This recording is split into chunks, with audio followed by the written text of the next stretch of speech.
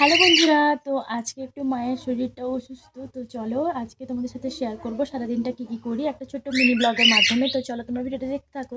এখন চান টান করে চলে এসেছি, এবার রান্না করতে যাব। আমার খাওয়া দাওয়া কমপ্লিট। এই যে বুড়োটাকে দেখতে পাচ্ছ আমার দাদু। তো ইনি হচ্ছেন এমন একজন মানুষ যে নতুন জিনিস আছে বের করবে না, মানে মশারি বের করবে না, পুরোনো মশারিটাকে সেলাই করছে বসে। তারপর এখানে মা উচ্ছেটা কেটে দিচ্ছে বসে বসে, আর পেঁপেটা কাটছে। পেঁপেটা ভাতে ফেলা হবে বাবার জন্য, আর উচ্ছেটা ভাজা হবে ওটার জন্য। আর আলুর দমটা গরম করে রাখলাম মা খাবে বলে। এখানে চাল মেপে নিচ্ছি। বাবা সব সময় মানে প্রত্যেকদিন দুপুরে রুটি খায়, রাত্রেও রুটি খায়। তো আজকে বললো ভাত করে দিতে, কারণ মায়ের শরীর ভালো নেই, আমি রান্না করছি ওটার জন্য। বাচ্চাকেও সামলাতে হচ্ছে। আর আলু আর ফুলকপিটা ভেজে নিলাম মাছের ঝোলের জন্য। এখানে চালটা মেপে নিচ্ছি। আর এখানে দেখো ভাতের হাঁড়িটা বসিয়েও দিয়েছি। এই যে এবার চালটা ছিঁড়ে দেবো।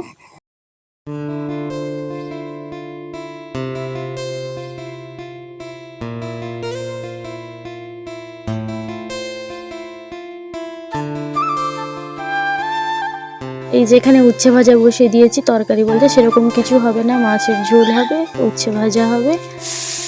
কিছু কিছু ছোটো মাছ ছিল, আনা হয়েছিল, ওইটাকে সর্ষে বাটা দিয়ে ভালো করে মানে মাছের পোড়া টাইপের হবে, ওইটা বসে দেওয়া হলে। এখানে ভাত ফুটছে দেখতে পাচ্ছ, আর মা ভাতটা গড়িয়ে দেবে, এত ভাত আমি গড়াতে পারবো না।